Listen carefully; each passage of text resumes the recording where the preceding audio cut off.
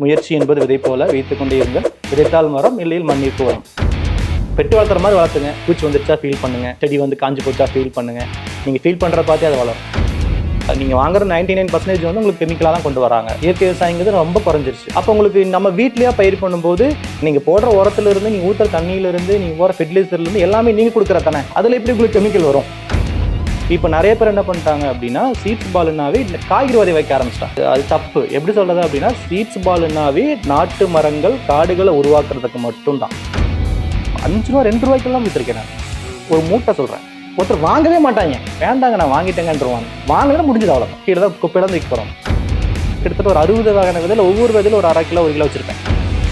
விதை கொடுக்குறது ஃப்ரீயாக தான் கொடுத்தேன். காசெல்லாம் வாங்கலை. ஏன்னா இங்கே இருக்கவங்களுக்கு வந்து பெரிய விஷயமா தெரிஞ்சுது. அது எனக்கு ஒரு சின்ன விஷயமா தெரிஞ்சுது. என்னோட கான்ஃபிடென்ட் தான் வச்சுக்கோங்களேன். எங்கேயுமே வந்து நான் வந்து நம்மளால் முடியாதுன்னு நினச்சி நான் போனதே கிடையாது. போகலாம், பார்த்துக்கலாம். கத்திரிக்காய் பொறுத்தளவுக்கு பெருசாக உங்களுக்கு வந்து நட்டமாகும்னு சொல்ல முடியாது. லாபம் இருக்கும். தெரிஞ்ச ஸ்கூலுக்கு நீங்கள் போகிறீங்கன்னு கேட்டால் எந்த காசும் கிடையாது. ஃப்ரீயாக எடுத்து கொடுத்துட்டு அவங்களுக்கு ஏதாவது திங்ஸ் எதாவது வேணா கூட ப்ரொவைட் பண்ணி கொடுத்து ஸ்கூலுக்கு வந்து கற்றுக்கணுங்கண்ணா ஃபஸ்ட்டு. அது நம்மாழ்வாருங்கிறது முழுக்க இயற்கை விவசாயத்துக்காகவே அர்ப்பணிச்சங்காட்டியும் நான் அவரோட கொள்கைகளை கொஞ்சம் சின்ன சின்ன கொள்கைகள் நான் ஃபாலோ பண்ணுறேங்க. பொறுத்தளவு கஸ்டமர் சாட்டிஸ்ஃபேக்ஷன் தான் ரொம்ப முக்கியம். அவங்க எனக்கு திருப்பி கூப்பிடுறாங்க, ரொம்ப சந்தோஷப்படுவேன் நான்.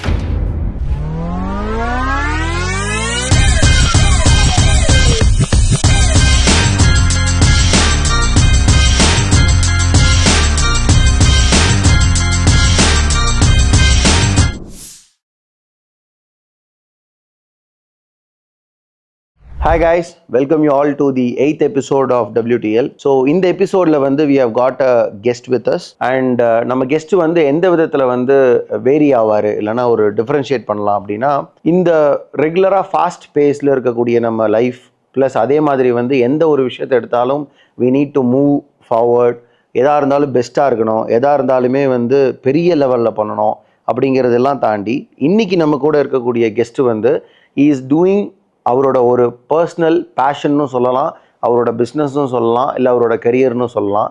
இது எல்லாத்தையுமே அவர் பண்ணக்கூடிய விஷயம்னு பார்த்தீங்கன்னா மோர் தேன் ஸ்கேல். அதை வந்து நம்ம ஒரு ஸ்கேல் லெவலில் ஒரு பெரிய லெவலில் அவர் பண்ணுறாரா அப்படின்னு பார்க்குறத விட அதை வந்து அவருக்கு ஒரு பெரிய சந்தோஷம் கொடுக்குதா, ப்ளஸ் அவர்கிட்டருந்து இந்த விஷயத்தை வாங்கி அதை வந்து எக்ஸ்பீரியன்ஸ் பண்ணுறவங்களுக்கெல்லாம் சந்தோஷம் கொடுக்குதான்னு பார்க்கும்போது கண்டிப்பாக அந்த விதத்தில் வந்து அவர் ஒரு பெரிய அச்சீவர்னு தான் சொல்ல முடியும்.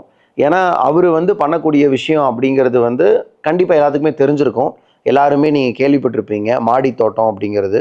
ப்ளஸ் அதே மாதிரி அவர் நிறையா சின்ன சின்ன விஷயங்கள் மற்றவங்களுக்கு சொல்லித்தரது, அதே மாதிரி வந்து இந்த சீட் பால்ஸ் இந்த மாதிரி நிறையா பண்ணுறாரு. பட் இதெல்லாம் பண்ணுறதுல என்ன டிஃப்ரென்ஸ் இல்லைன்னா என்ன யூனிக்கான ஒரு விஷயம் அப்படின்னு கேட்டிங்கன்னா, இவர் வந்து அந்த ஆக்சசபிலிட்டியை ரொம்ப ஈஸி பண்ணுறாரு. இப்போ ஃபார் எக்ஸாம்பிள் வந்து நம்மளே போய் ஒரு நர்சரியில் ஒரு விஷயத்தை வாங்கிட்டு வந்ததுக்கப்புறமா நம்ம வந்து அதை எப்படி வளர்க்குறதுன்னு தெரியாது நமக்கு. அதே மாதிரி வந்து யாருமே வந்து நமக்கு சொல்லித்தர மாட்டாங்க. நம்மளும் போய் அதை உடனே நர்சரியில் வாங்கிட்டு வந்துட்டோமேனு அதை தூக்கி கொண்டு போய் நர்சரியில் வச்சு இது என்ன ஆச்சுங்கன்னு கேட்க போகிறதில்ல. ஸோ மோஸ்ட்லி என்ன ஆகும், தண்ணி ஊற்றுவோம், அதோட அது முடிஞ்சிடும். வேறஸ் இவரோட ஆக்சசபிலிட்டி எப்படி வருது அப்படின்னா, உங்கள் வீடு தேடி வந்து உங்களுக்கு என்ன வேணுமோ அதை வச்சு கொடுத்து, அது ஒரு ஹர்பாக இருக்கட்டும், இல்லை வந்து அது வந்து ஒரு மூலிகை செடியாக இருந்தாலும் சரி, இல்லை காய்கறி செடியாக இருந்தாலும் சரி, இல்லை பூச்செடியாக இருந்தாலும் சரி, எதுவாக இருந்தாலும் ஈ கம்ஸ் டு யுவர் ஹவுஸ், அதை பண்ணி கொடுப்பாரு. பண்ணி கொடுத்ததுக்கப்புறம் என்ன முக்கியமானதுன்னா, எப்போவுமே ஒரு இந்த மாதிரி செடி வளர்க்குறதுல வந்து த கைடன்ஸ் இஸ் மோர் இம்பார்ட்டண்ட். அது எப்படி பண்ணுறது, அதில் எப்படியெல்லாம் வந்து என்னென்ன டெக்னிக்ஸ் இருக்குது, அதை எப்படி வந்து ஹெல்த்தியாக கொண்டு போகிறது அப்படிங்கிறதுல ஆரம்பித்து, அண்ட் அதில் எனக்கு தெரிஞ்சு வந்து மிகப்பெரிய ஒரு லெசன் நமக்கு இருக்குது. யாரெல்லாம் வந்து இந்த விஷயத்த இது வரைக்கும் ஆரம்பிக்கலையோ, ஸோ அதெல்லாம் நம்ம பண்ணும்போது the satisfaction that we get. இது எப்படின்னா வந்து ஒரு சின்ன விஷயம், நமக்கு வந்து ஒரு வீடு கட்டுறோம், வீடு கட்டினதுக்கப்புறம் நமக்கு இருக்கக்கூடிய சந்தோஷம்.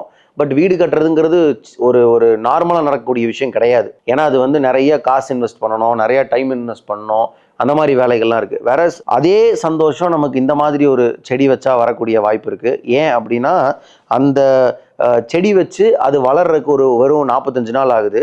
அதிலிருந்து வரக்கூடிய காய்களோ இல்லை வந்து பூக்களோ எதுவாக இருந்தாலும் உங்களுக்கு அந்த 45 நாள் கழிச்சு இமீடியட்டாக வர்றதுக்கான வாய்ப்பு இருக்கும்.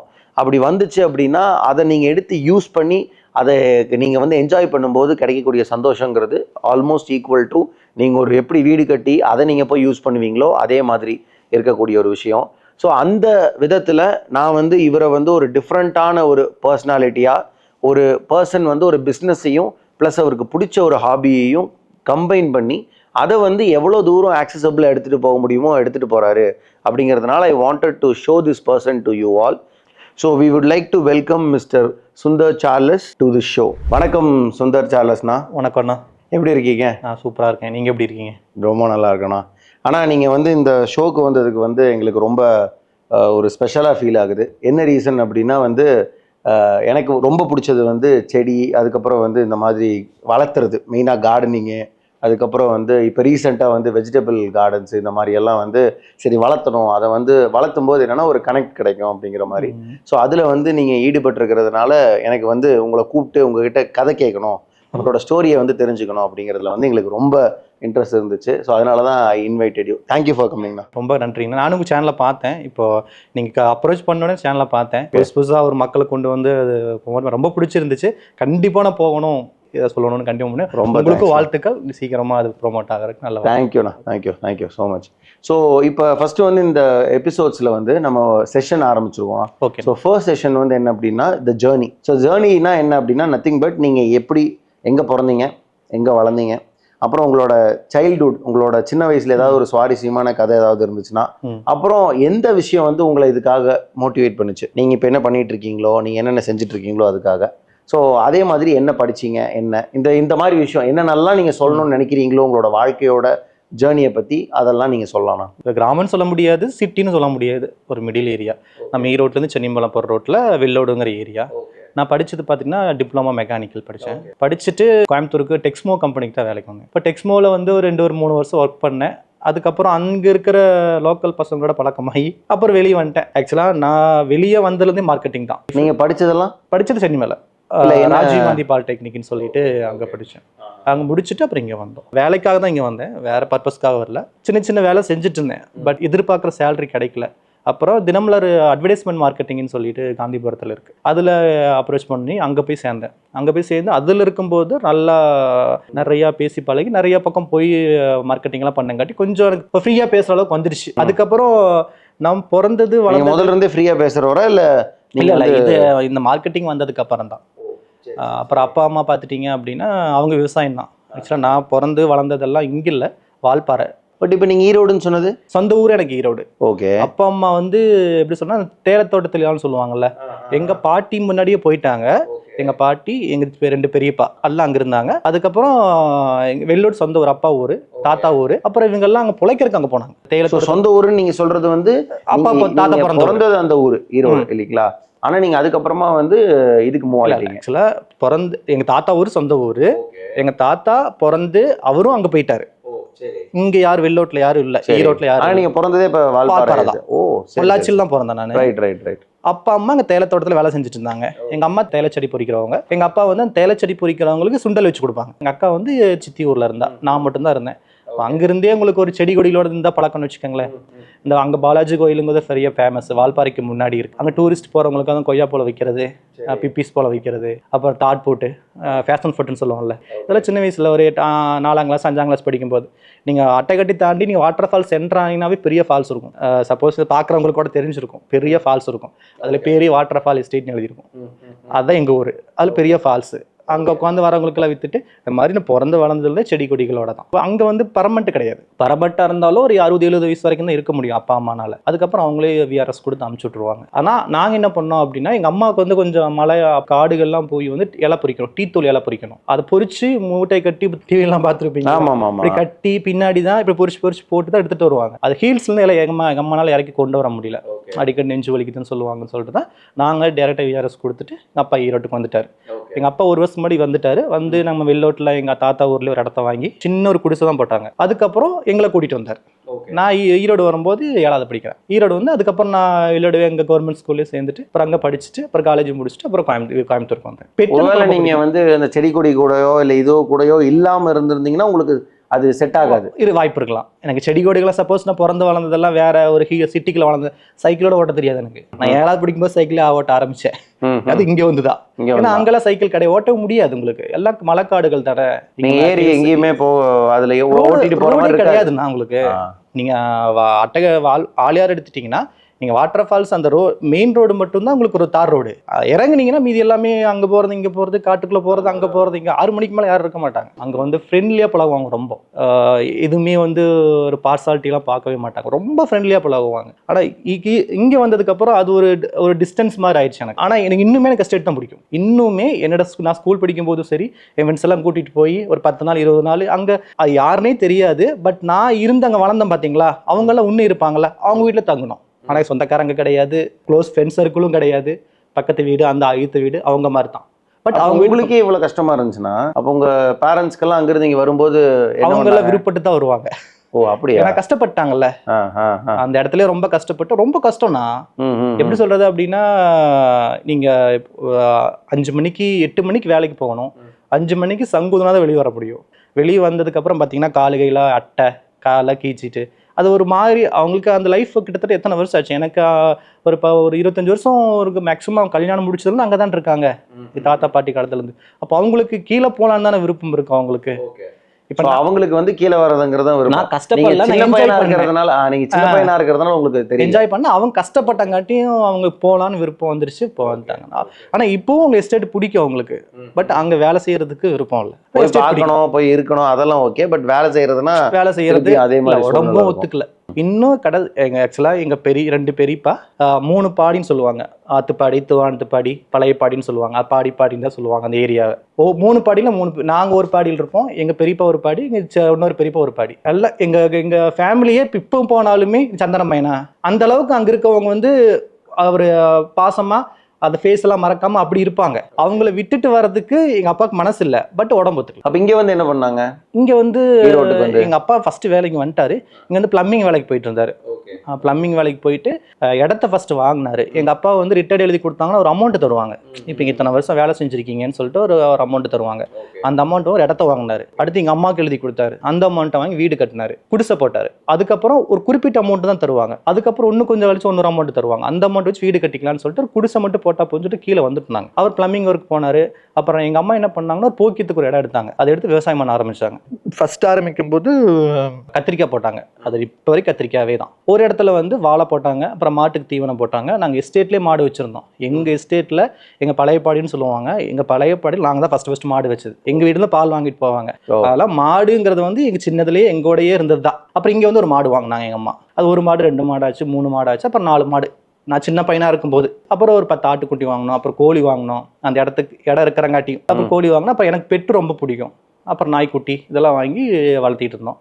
அப்புறம் அம்மா அந்த பிஸ்னஸ், அப்பாவுக்கு இந்த பிஸ்னஸ். 2 பேரும் மாறி இது பண்ணிட்டு இருந்தாங்க. நான் படிச்சுட்டு இருந்தேன். அப்புறம் படிச்சு முடிச்சுட்டு அதே தான். அப்புறம் நான் எனக்கு ஸ்கூல் லீவ் விடுற டைம்ல. பட் நீங்க இதுக்குள்ள வரல. அதான் சொல்றேன், ஸ்கூல் விடுற லீவ் டைம்ல நான் என்ன பண்ணுவேன், நான் தான் மாடு மேய்க்கணும். அடி விழுகும். மாடு மேய்க்கல அடி விழுகும். கிரிக்கெட் விளையாடுறதுக்கு ஏமாத்திட்டு ஓடிடுவேன். ஆனா எங்க அம்மா பிடிச்சி வச்சு மாடு மேய்க்க சொல்லுவாங்க. அப்போ மாடு 1 மணி நேரம் மேய்ச்சி விளாட போகும் அப்படின்ட்டுருவாங்க.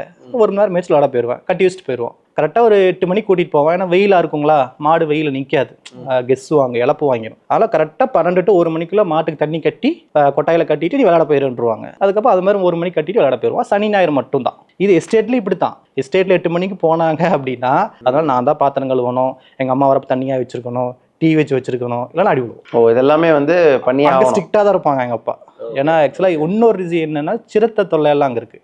இப்ப நீங்க வால்பாறை சாக்கல் முடி குரங்கு முடியல எடுத்துட்டீங்கன்னா ஆமாமா சிறுத்தை நிறைய தொல்லை பெருசெல்லாம் என்ன குன்னூர் கோத்தகிரியிலே இது வருது. இது வந்து எப்படின்னா எனக்கு தெரிஞ்சு எனக்கு தெரிஞ்சு எங்க கண்ணுக்குட்டி 3 கண்ணுக்குட்டி பிடிச்சிருக்கு. நாங்க 12 மணிக்கு 1 மணிக்கு தேட்டருக்கு போவாரு கண்ணுக்குட்டி காணன்னு சொல்லிட்டு. அங்க வந்து மாடு மேய்க்கிறது தனியாக ஆள் விட்டுருப்பாங்க ஸ்டேட்ல. மாடு மேய்ச்சிக்கலாம். அவங்க தான் மாடு மேய்க்கணும். கிட்டத்தட்ட 30 மாடு இருக்குன்னா 30 மாடு கொண்டு அவுத்து விட்டுருவாங்க. ஒரு பட்டியில ஒரு இடத்துல அவுத்து விட்டுருவாங்க. அந்த ஆள் என்ன பண்ணுவாருன்னா மாடெல்லாம் அவுத்து கொண்டு போய் மேய்ச்சிட்டு 2 மணிக்கு அவுத்து விட்டுருவாரு. 2 மணிக்கு அவுத்து விட்டாருன்னா அது எங்க மெயின்னு நமக்கே தெரியாது. கரெக்டா 5 மணிக்கு வீட்டுக்கு வந்துடும். அது எங்க மீது எதுவுமே தெரியாது. ஏன்னா உங்களால தேயிலைச்செடி தோட்டம் தானே, நம்ம எங்க போய் தேடுவோம். கரெக்டா வரலன்னா நம்ம ஏதோ ஒன்று ஆயிடுச்சுன்னு நினச்சிக்கோம். ஒன்னா வழி தவறி போயிருக்கோம், இல்லைன்னா சிரத்தை அடிச்சிருக்கோம் அப்படின்னு சொல்லி. அதனால வந்து ரொம்ப ஸ்ட்ரிக்டா வெளியில விட மாட்டாங்க. வீட்டுக்குள்ளேயே விளையாடுற போகிறதா இருந்துச்சுன்னா பக்கத்தில் ஒரு கிரவுண்ட் இருக்கு, விளையாட போவோம், அவ்வளோதான். அதே மாதிரி இங்கே வந்து அதே தான். ஏன்னா நான் அந்த மைண்ட்லேருந்து நான் வெளியே வரல ரொம்ப நாளாக எப்படி இருந்தேன் அப்படின்னா அந்த எஸ்டேட் ஃபீல்ட்லேயே தான். நமக்கு ஒரு எப்படி சொல்கிறது, ஒரு தனியாக விட்ட மாதிரியோ ஒரு ஃபீல் இருக்கும் எனக்கு இங்கே வந்தேன்னா. நான் இங்கே வரப்போ கூட நான் அங்கே ஊருக்கே வேண்டாம், நம்ம இங்கே இருந்துக்கலாம்னு சொல்லி அடம் பிடிச்சேன். ஆனால் எங்கள் அப்பா தான் இப்படி சொல்லி இப்படியெல்லாம் இருக்குது அம்மாவுக்கு நான் போய் தான் ஆகணும், சண்டை போட்டு அடிச்சு குடிக்க வேறு வழியே இல்லை, வேறு வழியில் வாழை போட்டு அடிச்சு குடிக்க வந்துட்டார். அதுக்கப்புறம் இங்கே வந்து செட் ஆயிடுச்சுங்க. அதுக்கப்புறம் ஒரு 7, 8 +2 அப்புறம் காலேஜ் அப்படியே செட் ஆயிடுச்சு. அதுக்கு அப்ப நீங்க என்ன இப்ப அதெல்லாம் முடிச்சுட்டு நீங்க வேலை பார்க்க போயிட்டீங்கல்ல, உங்களை இது கூப்பிடலையா? விவசாயத்துக்கா? நம்ம விவசாயத்துக்கே படிக்க வைக்கலையே. சரி, அவங்க விவசாயம் பண்ணாங்க, நீ ஏன் விவசாயம் பண்ற? இப்ப எல்லா அப்பா அம்மா அப்படித்தானே யோசிக்கிறாங்க.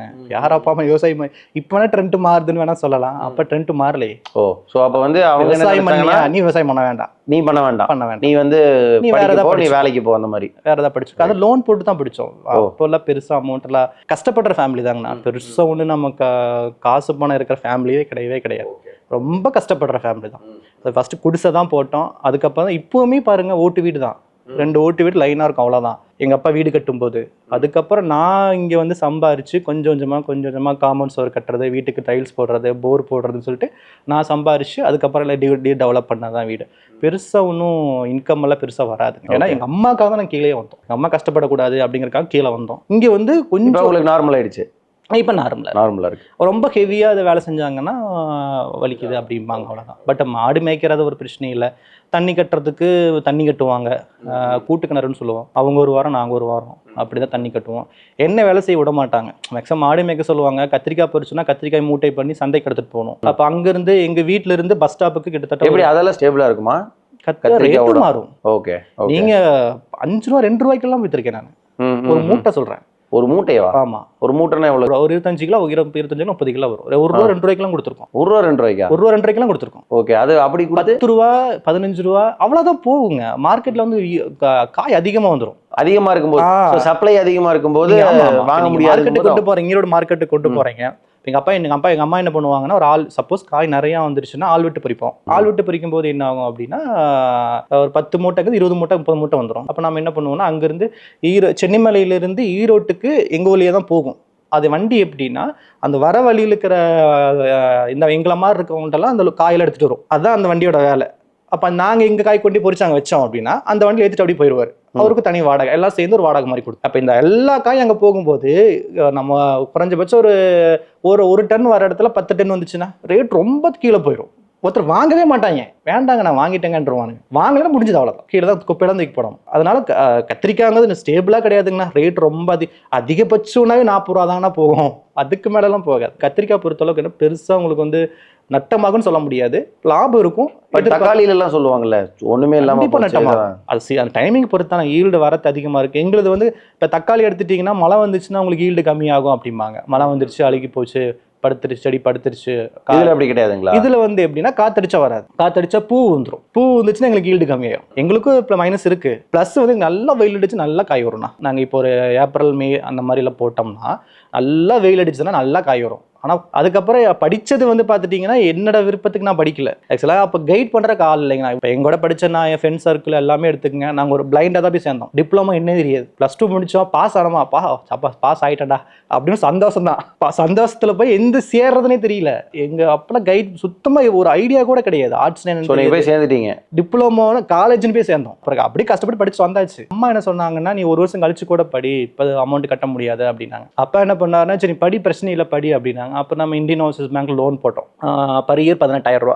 ஃபர்ஸ்ட் நாங்கள் ஒரு 5,000 ரூபாய் கட்டிட்டோம். அந்த 5,000 ரூபாய் சேர்த்து பேங்கே கொடுத்துட்டாங்க 18,000. அந்த 18,000 அப்படியே காலேஜுக்கு அனுப்பிச்சிட்டாங்க. 3 வருஷம் அதே மாதிரி கரெக்டாக கட்டிட்டான். பண்ணிட்டு இப்போ லோனோட இப்போ ரீசெண்டாக ஒரு 4 வருஷத்துக்கு முன்னாடி தான் க்ளோஸே பண்ணணும். இது என்ன, இப்போ நீங்கள் ஒர்க் பண்ணிட்டு இருந்தீங்கல்ல, இப்போ இந்த ஒர்க் பண்ணதுலேருந்து எப்படி இந்த இதுக்கு வந்தீங்க? இல்லை, ஃபஸ்ட்டு வந்து நான் SBI லைஃபு, அப்புறம் ஐடியா இதெல்லாம் பண்ணிட்டு அட்வர்டைஸ்மெண்ட் மார்க்கெட்டிங்கில் வந்தேன். அதில் வந்து 2 வருஷம் ஃபுல்லாக அதுலேயே தான் இருந்தேன் நான். இப்போ எனக்கு என்ன ஒர்க் அதில் எப்படி இருக்கும் அப்படின்னா, இப்போ நீங்கள் சப்போஸ் நீங்கள் ஒரு கம்பெனி வச்சிருக்கீங்க, உங்களுக்கு ஒரு வாண்டட் ஆட் வேணும், ஒரு அக்கௌண்டன்ட் வேணும் அப்படின்னா, நீங்கள் கஸ்டமர் சப்போஸ் நீங்கள் தினமலர் ஆஃபீஸ்க்கோ தினத்தந்தி ஆஃபீஸ்க்கோ கூப்பிட்றீங்க அப்படின்னா அவங்க என்ன பண்ணுவாங்க அப்படின்னா எங்களை மாதிரி ஆளுகளை அனுப்பிச்சுடுவாங்க. இல்லை ஏஜென்சிட்ட கொடுப்பாங்க. ஏஜென்சிக்காரங்க வந்து இப்போ நீங்கள் ஒரு ஏஜென்சி நடத்துறீங்கன்னு வச்சுக்கோங்களேன். இப்போ நான் என்ன மார்க்கெட்டிங் ஃபஸ்ட் என்ன எனக்கு கூப்பிட்டு தெரியுங்க, இப்போ எனக்கு வாண்டட்ல வந்து ஒரு இது போடணும், அது இந்த சைஸ்ல போடணும் அப்படின்னா நீங்க வந்து டிசைன் பண்ணி. அப்ப நான் வந்து இங்க வருவேன், நான் டிசைன் பண்ண மாட்டேன். நான் வந்து உங்களுக்கு இதாங்க ரேட்டு, இந்த மாதிரி ரேட் இருக்கும், இந்த மாதிரி இருக்கு, நீங்க சொல்லி வாங்கிட்டு போய் டிசைன் பண்றதுக்கு வேற ஆள் இருக்காங்க, அவங்க டிசைன் பண்ணி கொடுத்தா என்னோட ஒர்க். செக் வாங்குறது, அமௌண்ட் வாங்குறது.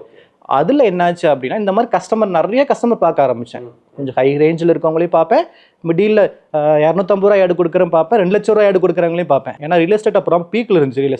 ரியல் எஸ்டேட்காரங்களாம் கிட்டத்தட்ட மாதத்துக்கு 3 லட்சம் 4 லட்ச ரூபாய்க்கு ஆடு கொடுப்பாங்க. அந்த மாதிரி அவங்கள்ட்ட போகிறப்ப தான் இந்த மாதிரி செடி கொடிகள் எல்லாம் பார்க்கணும், வைக்கணும் அப்படிங்கிறதெல்லாம் போவோம்ல, ரோட்டில் போவோம். நம்ம பிறந்தவங்க செடி கொடிகளோட தான். ஒரு செடியை பார்த்தா இந்த மாதிரி வைங்க, அந்த மாதிரி வைங்கன்னு சொல்லுவோம். அப்போ அவங்க என்ன கேட்பாங்க, நீங்களே வச்சு கொடுக்குறீங்களான்னு கேட்பாங்க. அப்படி ஆரம்பிச்சது தான். ஃபஸ்ட்டு வந்து நான் எங்கள் வீட்டில் நாட்டு விதைகள் வச்சுருந்தேன். நாட்டு காய்கறி விதைகள். என்னன்னா உங்களுக்கு கத்திரிக்காய், இப்போ கத்திரிக்காய் நம்ம நிறைய இருக்குமே, எடுக்க மட்டும் பழுத்து போயிடும். பழுத்து போயிடுச்சுன்னா அதை விதை எடுத்துருவோம். கிட்டத்தட்ட ஒரு 5 கிலோ 6 கிலோ விதை நம்ம வீட்டில் இருக்கும். அதை என்ன பண்ணினேன் அப்படின்னா, இந்த மாதிரி தெரிஞ்சவங்களுக்கு விதையை கேட்குறவங்களுக்கு கொடுக்க ஆரம்பித்தேன். அந்த விதை கொடுக்குறவங்க என்ன பண்ணாங்க அப்படின்னா, எனக்கு செஞ்சு கொடுங்கன்னு கேட்க ஆரம்பிச்சாங்க. எனக்கு விதை இப்போ விதையை மட்டும் கொடுக்காதீங்க, எங்களுக்கு வந்து வச்சு கொடுங்க ஆரம்பிச்சாங்க. ஓகே. அப்படி ஒரு வீட்டுக்கு வச்சு கொடுத்து அப்படி டெவலப் ஆனது தான். அதுக்கப்புறம் அந்த 2 வருஷம் கழிச்சு, அந்த 2 வருஷத்தை ஃபுல்லாக இந்த இதுலேயே இந்த பேப்பர்லேயே ஒர்க் பண்ணி 3வது வருஷம் ஸ்டார்ட் பண்ணும்போது தான் இது இப்படி ஆரம்பிச்சது.